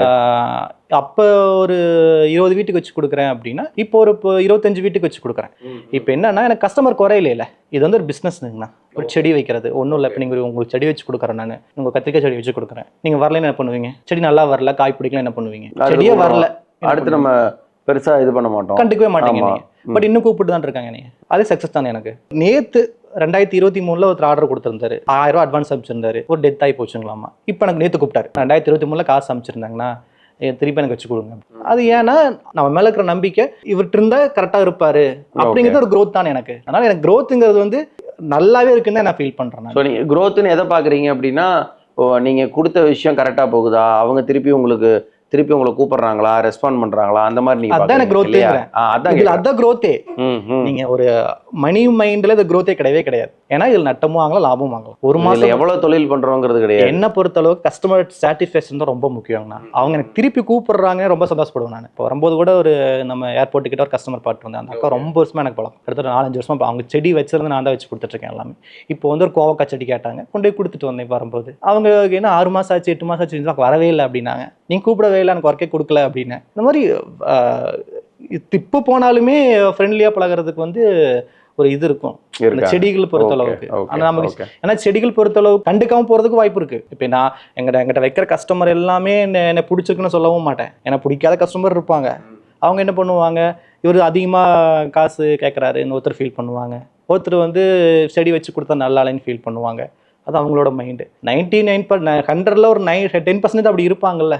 கண்டிப்பா எல்லாத்துலயும் இருப்பாங்கல்ல. அது இருக்கிறது இருக்கதான். 90% எங்கிட்ட வரவங்க எங்கிட்ட தான் வந்துட்டு இருக்காங்க, வேற யார்ட்டையும் போறதும் இல்லை. இன்னுமே எங்கிட்ட தான் வந்துட்டு இருக்காங்க. எத்தனை வருஷம் ஆனாலும் எங்கிட்ட தான் வந்துட்டு இருக்காங்க. அதுவே எனக்கு நல்ல growth நான் ஃபீல் பண்றேன். நீங்க வேற ஏதாவது சொல்லணும்னு நினைக்கிறீங்களா? ஏதாவது நீங்க வந்து இந்த விஷயத்த நான் சொல்லணும்னு நினைக்கிறேன், இந்த விஷயத்த கார்டன் சம்பந்தமா தான் சொல்லணும்னு நினைக்கிறேன். இந்த கார்டன் இப்போ வந்து நம்ம வீட்டுல வந்து எவ்வளவோ டைம் ஸ்பெண்ட் பண்றோம். நமக்கு வந்து டிவி பார்க்குறோம், படம் பார்க்க போறோம், பார்க்கு போகிறோம், எல்லாத்துக்கும் டைம் ஸ்பெண்ட் பண்ணுறோம். எனக்கு இதை பார்க்கறதுக்கு ஒரு சில கஸ்டமர் சொல்லுவாங்கன்னா, எனக்கு அதை பார்க்கறதுக்கு டைம் இல்லைங்கன்னு சொல்லுவாங்க. இதை பார்க்கறதுக்கு டைம் இல்லை அப்படிம்பாங்க. ஸ்கூலுக்கு போக என்ன பண்ணுவோம், சாப்பிடாம போயிட்டோம் அப்படிமா. எல்லா ட்ரெஸ் போட மறந்தியா அப்படிம்பாங்க, ஷூ போட மறந்தியா, எல்லாம் மறந்தியில் சாப்பிட்றக்கே மறந்தேன். அந்த சாப்பிட்றதுங்க ரொம்ப முக்கியம். அதை நம்ம வந்து கரெக்டாக ஃபாலோ பண்ணுறது இல்லை. அதே மாதிரி தான் இதுவும் அப்படி தான். நம்ம இதையும் ஒரு வேலை நினச்சி பண்ணக்கூடாது, இது மறக்கவும் கூடாது. இது வந்து நம்ம ஷூ போடுற மாதிரி, ட்ரெஸ் போடுற மாதிரி இது ஒரு முக்கியம் அப்படின்னு நம்ம ஒரு ஃபீல் பண்ணுற மனசு வந்து உருவாக்கிட்டோம், மைண்டுக்குள்ளே கொண்டு வந்துட்டோம் அப்படின்னா கண்டிப்பாக கார்டன் எல்லாருமே வைக்கலாம். செடி வளர்த்துறதுங்கிறது வந்து ஹாபியாக பண்ணாமல் இது ஒரு லைஃபாக. இப்போ நம்ம பொண்ணை பார்த்துக்குறோம், பையனை பார்த்துக்குறோம், அவங்களுக்கு எவ்வளோ கேர் பண்ணுறோம், அவங்க கீழே விழுந்தா நம்ம ஃபீல் பண்ணுறோம், அவங்களுக்கு அழுதா நம்ம ஃபீல் பண்ணுறோம். அந்த ஃபீல் நம்ம கொண்டு வந்துட்டோம் அப்படின்னா செடி வளர்த்துறதுங்க எல்லாருமே வளர்த்தலாம். டைமிங் ஒரு பிரச்சனையே கிடையாது. எனக்கு எல்லா கஸ்டமரும் சொல்றது ஒன்று தான், நம்ம எவ்வளவு விஷயங்கள் பண்றோம். எனக்கு தெரிஞ்ச ஒரு நாளைக்கு ஒரு 10-15 நிமிஷம் செலவு பண்ணா போதுங்கிறேன்.